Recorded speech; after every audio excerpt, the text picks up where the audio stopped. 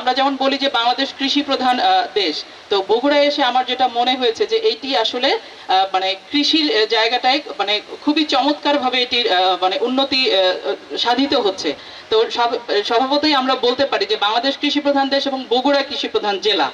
বগুড়া কিন্তু আমাদের উত্তরবঙ্গের প্রবেশদ্বার, উত্তরবঙ্গের বাণিজ্যিক রাজধানী আমরা বলি, এবং আমার হোম ডিস্ট্রিক্ট যেহেতু রংপুর, এই বগুড়ার উপর দিয়ে আমার যাওয়া আসা হয়েছে। আমি ছোটবেলা থেকেই দেখতাম যে এখানে যাওয়া আসার পথে রাস্তায় সবজি কিন্তু বিভিন্ন জায়গায় চলে যায়, বিশেষ করে ঢাকায় যায়।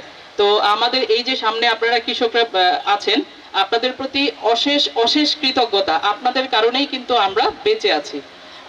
আপনারা যদি এই খাদ্য উৎপাদনের সাথে জড়িত না থাকতেন তাহলে কিন্তু আসলে আমাদের এই যে এত বাহাদুরি থাকতো না কিন্তু। তো আপনাদের প্রতি আমাদের কৃতজ্ঞতা যে আপনাদেরকে ঘিরেই আমাদের সকল আয়োজন, এবং আপনারা দেশকে ভালো রাখছেন বলেই কিন্তু আমরা ভালো আছি। তো আজকের এই মেলায় সবাইকে স্বাগত জানাচ্ছি। কৃষির উপর গবেষণা করার জন্য, পড়াশোনা করার কতদিন আগে, সেই তুলনায় আমরা কি কৃষি যন্ত্রের যান্ত্রিকরণ করতে পেরেছি? আমাদের পরে এই ভারতবর্ষের রবীন্দ্রনাথের কৃষি ভাবনা নিয়ে আজকে পাঞ্জাব, ভারত কত দূর চলে গেছে। ভিয়েতনাম, আমরা তাদের স্বীকৃতি দিয়েছি। এই রবীন্দ্রনাথের কৃষি ভাবনাই কিন্তু তারা গ্রহণ করেছে রাষ্ট্রীয়ভাবে করে। আজকে তারা পৃথিবীর কোন জায়গায়, আমাদের কত পিছনে তারা ফেলে দিয়েছে।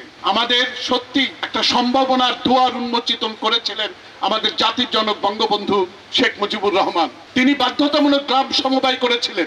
একটা কথা খালি চিন্তা করেন তো, একটা সমবায়ের ভিতরে যদি আপনি জমির আলটা তুলে দেন, আজকে কৃষি অফিসার সাহেব বললেন যে আমাদের কৃষি জমি কমে যাচ্ছে, এই আল তুলে দিলে তো আমরা সেই ক্ষতিটা পূরণ করতে পারি। এই সহজ জিনিসগুলো আমরা যদি কৃষকদের বুঝাতে পারি, আমার বিশ্বাস যে আমরা সত্যি তাদেরকে ধরতে পারবো। আমরা কত বড় উন্নত করতে পারবো জানি না, তবে আমরা ভিয়েতনামকে যেন ছাড়িয়ে যেতে পারি সেই প্রচেষ্টা আমাদের করতে হবে, কারণ তারা কিন্তু অনেক দূর, আমরা অনেক পিছনে। এই জন্য আমরা আরো যত্নবান হব।